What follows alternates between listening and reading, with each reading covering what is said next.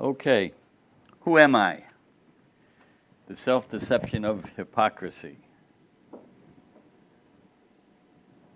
Okay.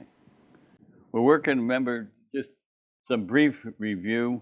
We're working our way systematically through the book of Proverbs, and we're pausing at each of the themes. So we can continue chronologically through the book of Proverbs, and then we come to a theme, then we'll explore all the rest of the Proverbs that touch on the same subject matter.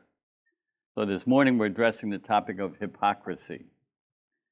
And our opening text is Proverbs 10:18. He who conceals hatred has lying lips, and he who spreads slander is a fool. There's the essence of hypocrisy right in that first phrase. He who conceals hatred has lying lips. If I was technologically sound, I was going to have this Mission Impossible theme come on at this point, but you'll have to settle with me humming. Dun, dun, dun, dun, dun, dun, dun. What was the theme of the show? Well, everybody here is, when I mention Mission Impossible, what do you think of? Tom Cruise and, yeah, but I grew up watching the TV show, which was much more subtle than the movies were. They weren't so much action as they were thinking, shows that makes you think and whatnot. And what I loved about the show was exactly what the theme continues to be in the movies, and that is they were given missions that were technically impossible by anybody else, by normal means. And they'd come up with these elaborate schemes, plastic masks that you could take off, duplicating voices. And of course, back when the TV show was on, those things were impossible to do. Now, with AI and everything else, some of the things that they thought were impossible are actually happening, right? So I was fascinated by it. That was one of my favorite TV shows growing up. And the irony is, I wound up being an undercover cop. So I had the opportunity to live out, not my fantasies, but some of the things that I only dreamed about, pretending to be somebody else. But there's danger in undercover work, and make no mistake, it is an extremely dangerous line of work. The greatest danger, obviously, is being found out. And we've all seen the movies of what happens when they find out that you're the man, okay? Possibility of being drugged. One of my partners was actually drugged, and to the point that he wound up having to leave the job because psychologically he couldn't take it anymore. Being the subject of revenge, I actually had a contract put out on me at one point in my undercover career, so that was the danger. But there's a more subtle danger: losing one's identity. This has been the subject of several TV shows and movies where somebody gets so deep undercover that they lose their identity. And I saw this firsthand. I did undercover work, not as deep as they show on, not like Donnie Brasco, who, by the way, it's one of my favorite movies. If you've never seen Donnie Brasco, it's one of Johnny Depp's finest performances. But I remember we had an undercover operative in a drug house, and we had decided that we were going to make the arrest while he was in there because he could broadcast what the situation was. And when we finally hit the place, yelling, kicking in the doors, coming through the windows, "Police, put your hands up." Well, our undercover cop was so deep undercover that when we came in, he was we found him, he was put with his hands up like this. No, Joe, you're one of the good guys. Completely lost the fact that, that he was not going to be arrested. Another case it took place in a car, and just by chance, a uniformed marked car started to pull the car over. Now, the undercover cop had just bought drugs, and the driver of the car starts to speed to get away. He's throwing the drugs he just bought out the window of the car so he wouldn't get arrested. And we said, what were you thinking? Just so deep you can lose your identity.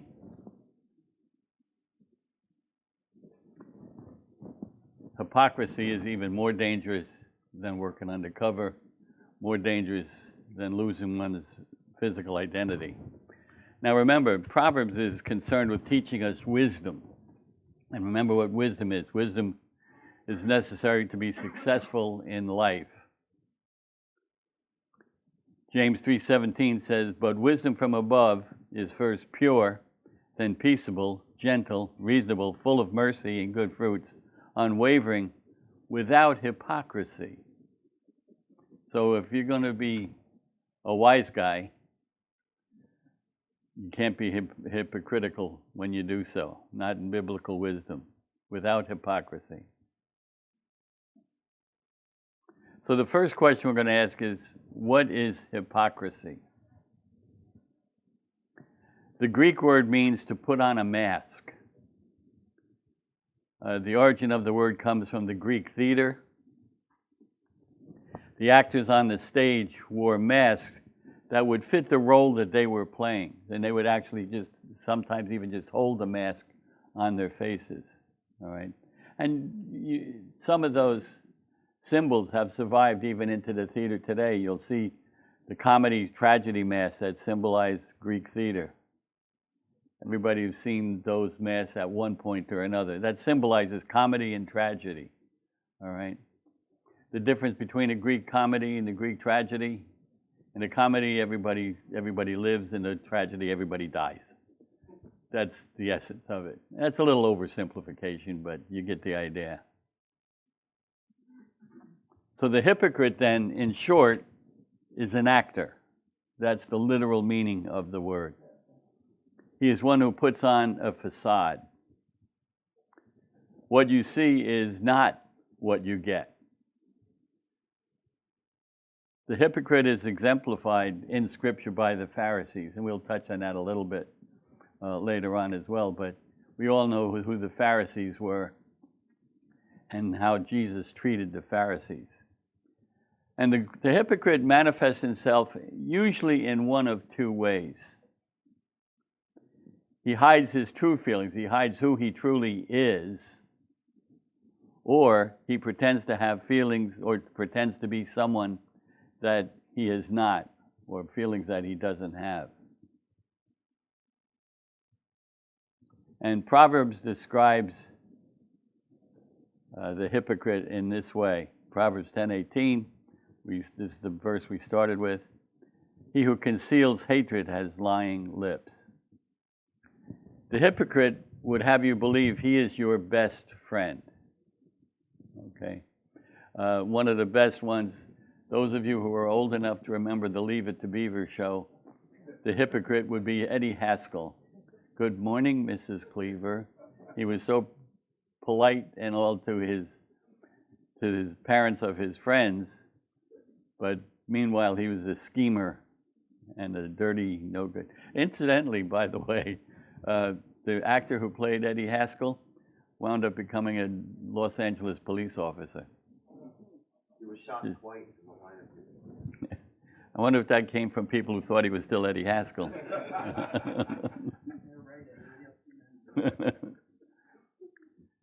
So for the hypocrite, his outward appearance seems believable. The hypocrite can become very adept at adapting to his surroundings.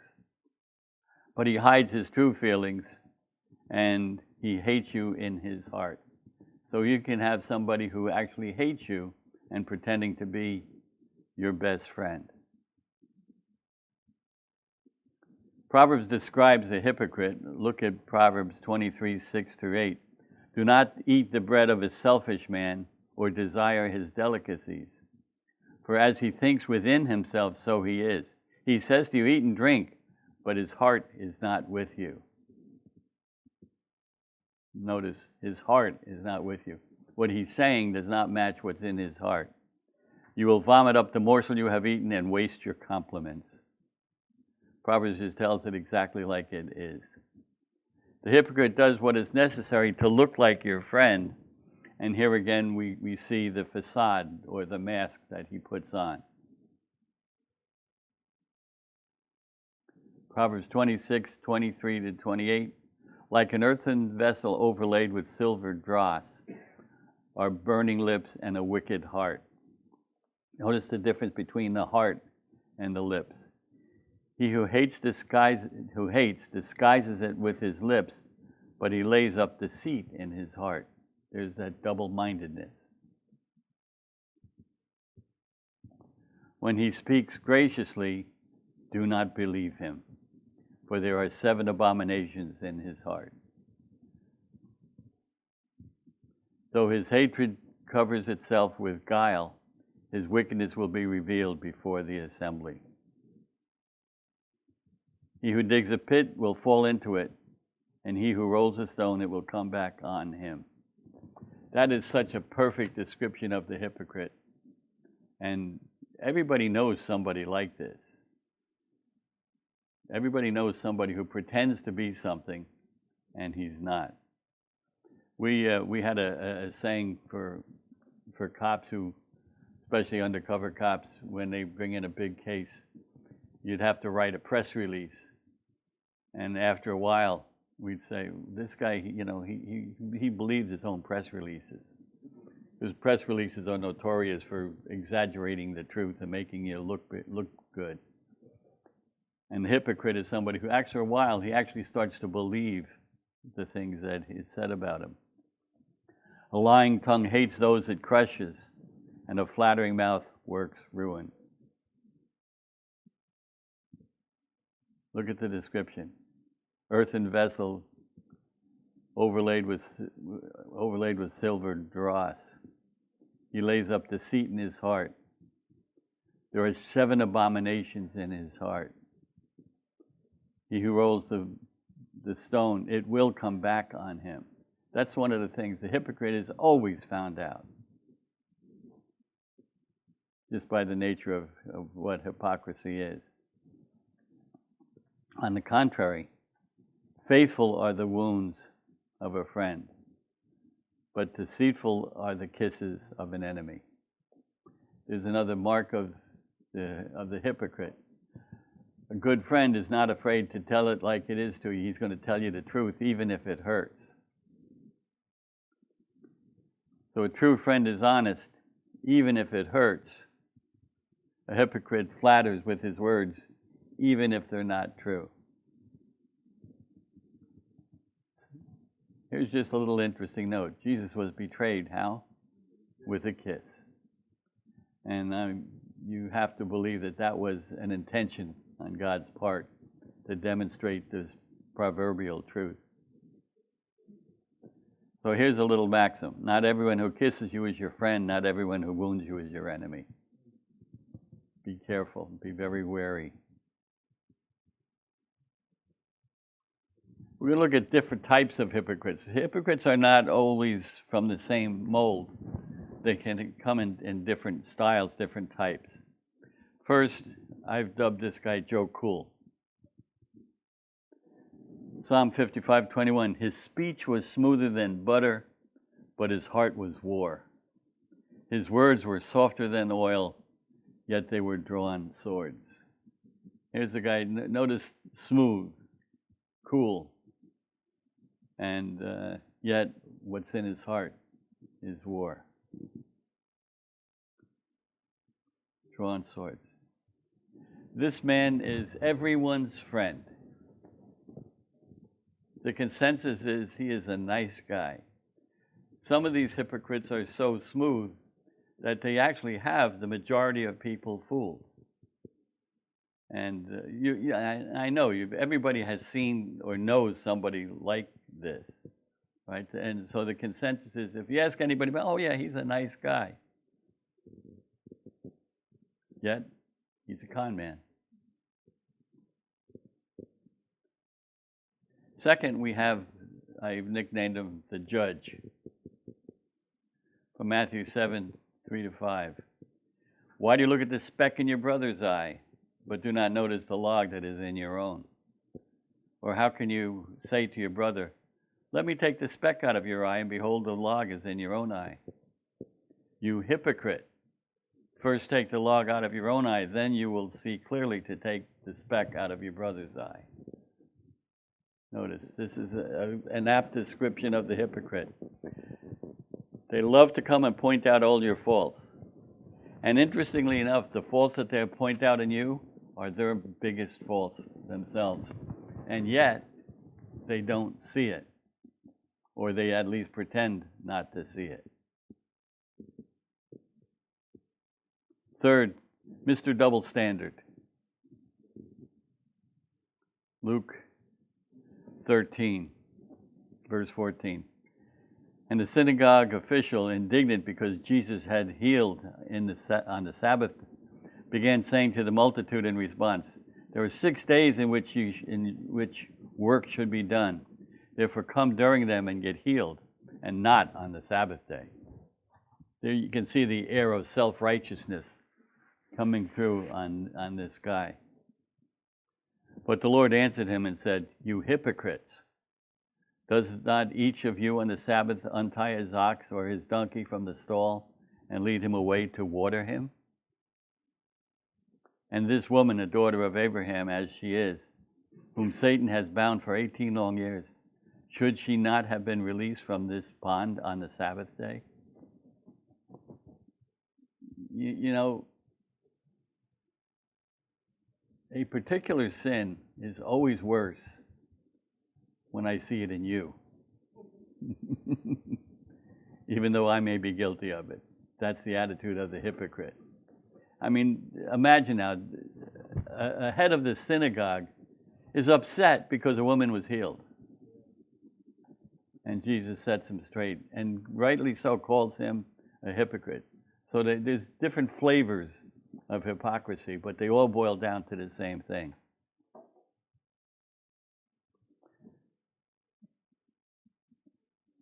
Still under Mr. Double Standard.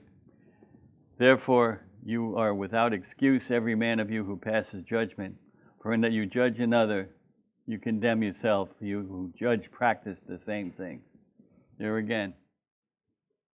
This particular sin is always worse when I see it in you, more than I see it in myself.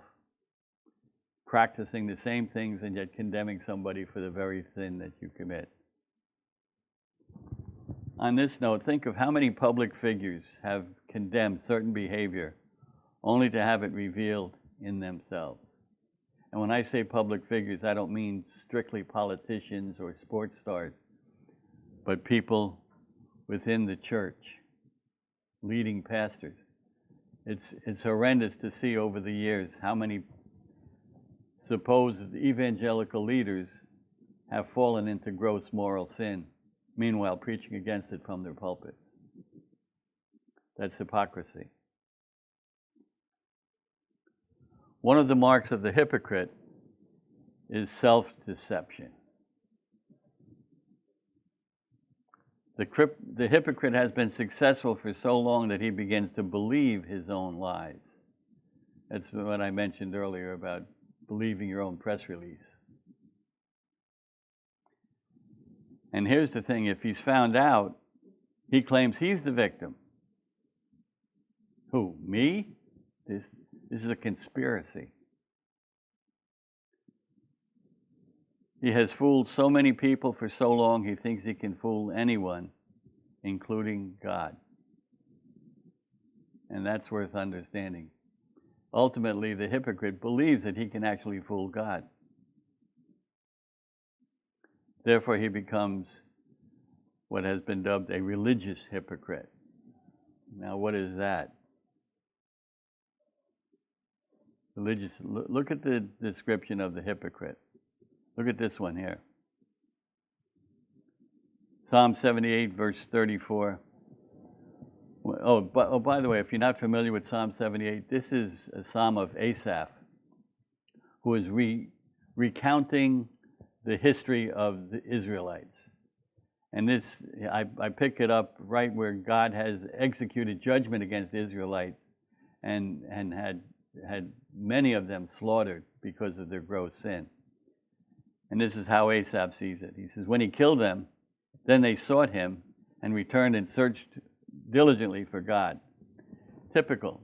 When trouble comes, where do people run? They run, even if they've been a hypocrite, they run and search for God. And they remembered that God was their rock and the Most High God their Redeemer. Sounds good, doesn't it? That's what they're searching for. But, and here's where this is crazy, but they deceived him with their mouth, and they lied to him with their tongue. After seeing judgment passed upon the nation in a tremendous way, they say, oh, we need God. And then they lie, think they can lie to God. They deceived him with their mouth and lied to him with their tongue. But their heart was not steadfast toward him, nor were they faithful to his covenant. It's quite a condemnation.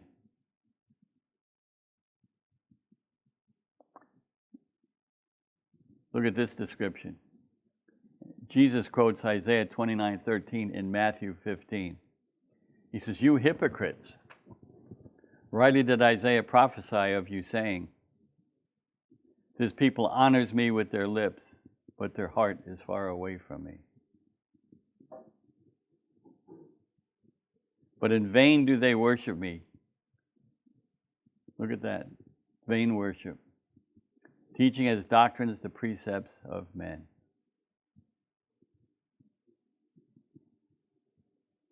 Jeremiah 3:10. And yet, in spite of all this, her treacherous sister Judah did not return to me with all her heart, but rather in deception, declares the Lord. Can you imagine that, coming to the Lord in deception? Because of the trouble, because of what they have seen happen to Judah, yet Israelites still came in deception. That's the essence of religious hypocrisy. The hypocrite thinks he's got it all figured out. He knows just what to say. But he's not pursuing God, he's pursuing his own interests. And the fallacy is that they believe that they can actually lie to God and get away with it.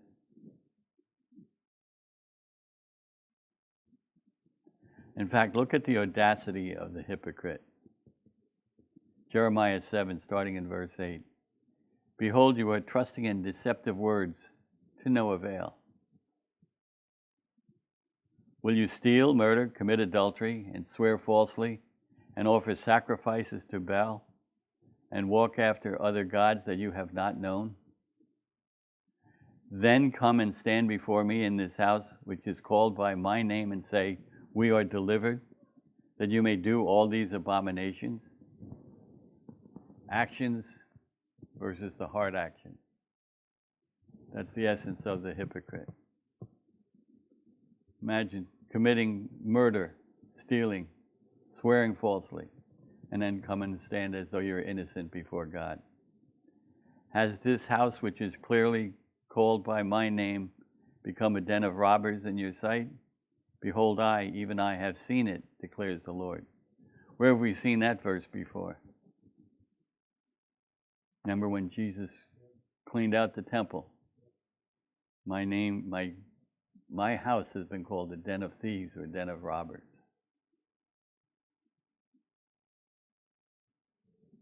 Still looking at the audacity of the hypocrite, Ezekiel 33, verse 30.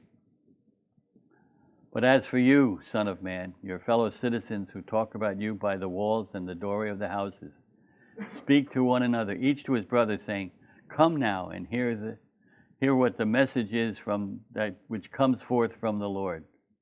And they come to you as people come, and sit before you as my people, and hear your words, but do not do them. Isn't that amazing? They come in for worship, but they do not do them.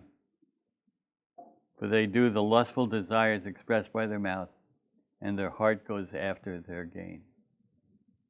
That's audacity to the nth degree. And yet, do we see this today at all? Hello? Okay, yeah, it wasn't rhetorical. So what does God think of the hypocrite? Isaiah 1:13-15. This is what God was talking to the Israelites. Bring your worthless offerings no longer. Incense is an abomination to me. New moon and Sabbath, the calling of assemblies. I cannot endure iniquity and the solemn assembly. I hate your new moon festivals and your appointed feasts. They have become a burden to me. I am weary of bearing them. So when you spread out your hands in prayer, I will hide my eyes from you. Yes, even though you multiply prayers, I will not listen. Your hands are covered with blood. How many quote, worship services tomorrow morning will fit this category? All in the name of worshiping God, and yet God hates hypocrisy. Can't stand it. Can't stomach it.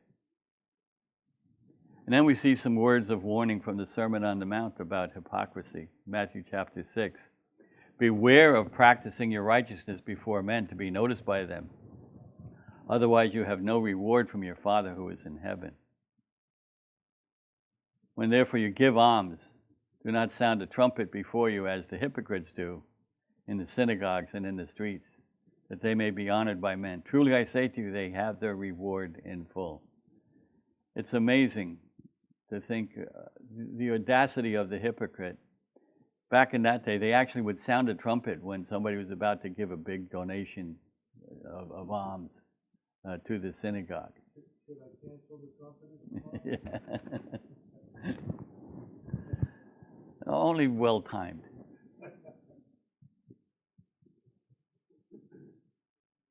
And continuing the Sermon on the Mount. When you pray, you are not to be as the hypocrites. Notice, praying, there is hypocritical praying. For they love to stand and pray in the synagogues and on street corners in order to be seen by men. Truly I say to you, they have the reward in full. Whenever you fast, do not put on a gloomy face, as the hypocrites do. For they neglect their appearance in order to be seen fasting by men. Truly I say to you, they have the reward in full.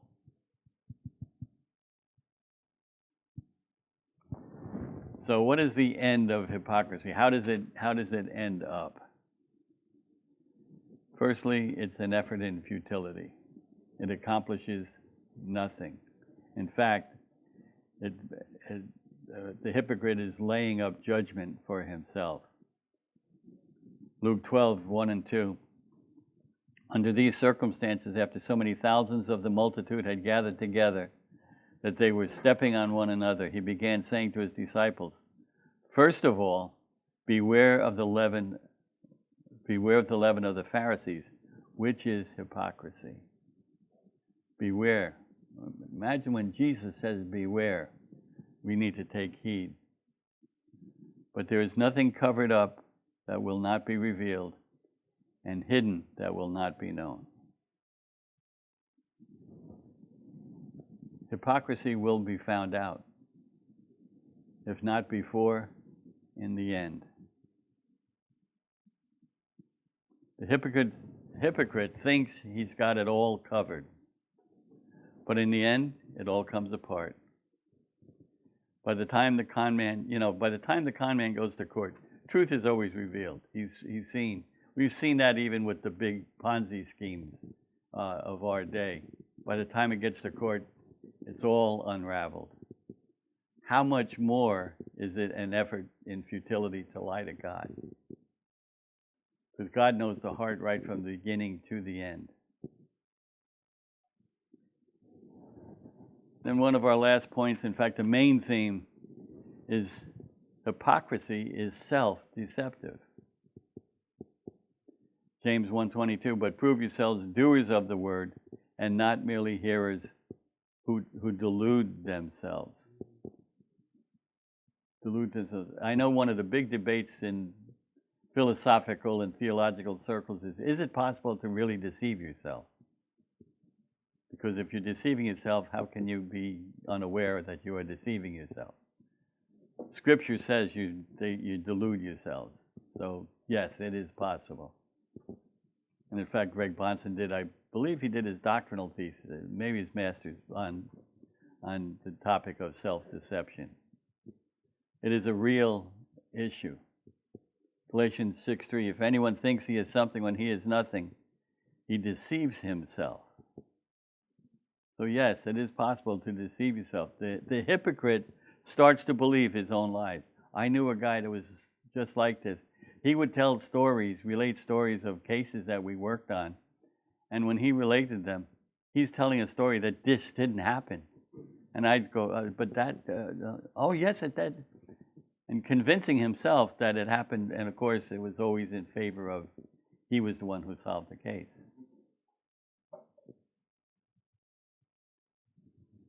The hypocrite believes the lies and flattery ultimately because he wants to. Anybody know who Sam Rayburn is?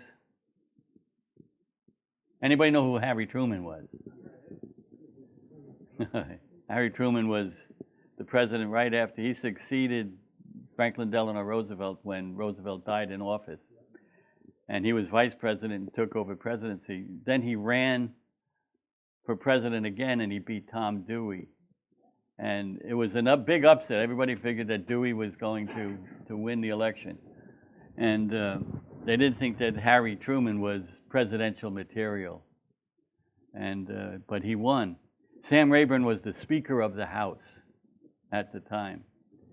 And when Truman won, this is what Sam Rayburn said to him. Now that you're president, you'll have a whole bunch of people telling you how smart you are and how great you are. Harry, you and I know that ain't true.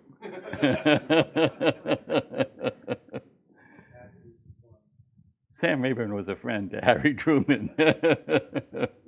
We should be so friendly. Hypocrisy is self-destructive. Not only is it self-deceptive, it's self-destructive. Proverbs 26, verse 27. He who digs a pit will fall into it. He who rolls a stone, it will come back on him. A lying tongue hates those it crushes, and a flattering mouth works ruin. Final thoughts. Dealing with hypocrisy requires patience, because it's not always that obvious from the beginning, but the end of it is sure destruction.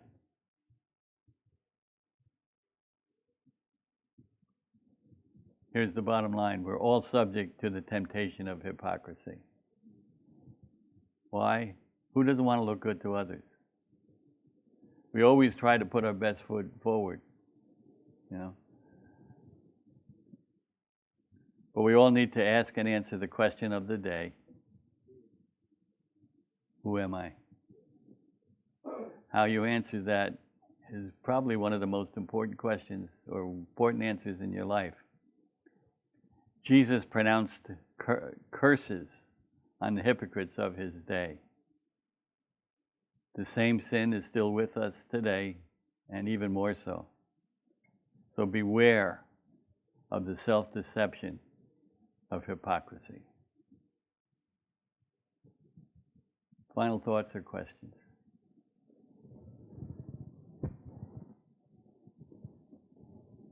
Yeah, Mike.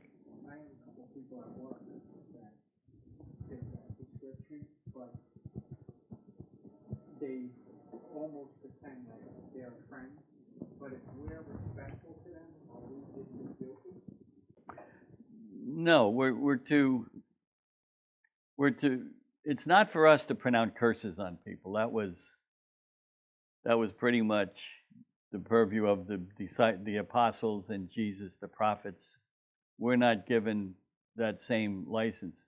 We can treat them with the respect of one human being to another, but if you catch them, if you know that they have done something and you're privy to it, faithful are the wounds of a friend. If you really want to be a friend to the person, you should point it out to them.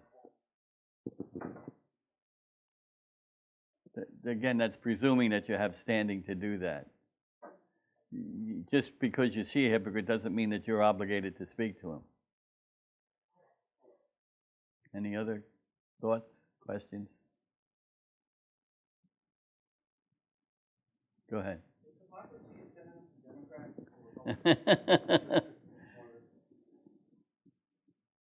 Both. I mean, hypocrisy is this nation is built on hypocrisy.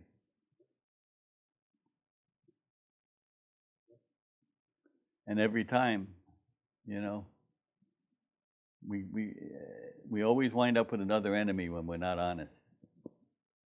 Go ahead. In the book of Saul and Winston wrote. Mm-hmm.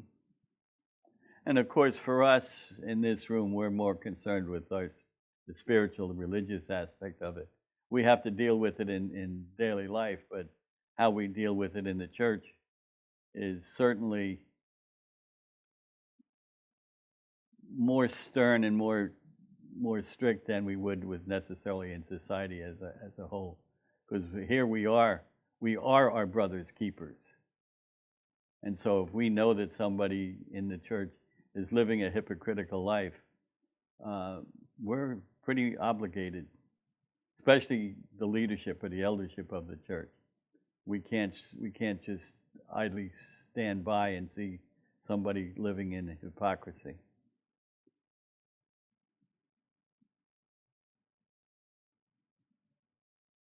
In fact, even when I was a sergeant in homicide, there were times that I'd have to pull a detective aside and say, I just heard what you said. Now you know that isn't true. And that's only going to come back and hurt you, so knock it off. But see, I had standing to do that. I was his boss.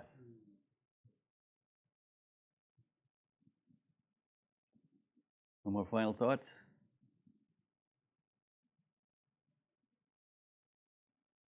All right, John, would you close us in a word of prayer?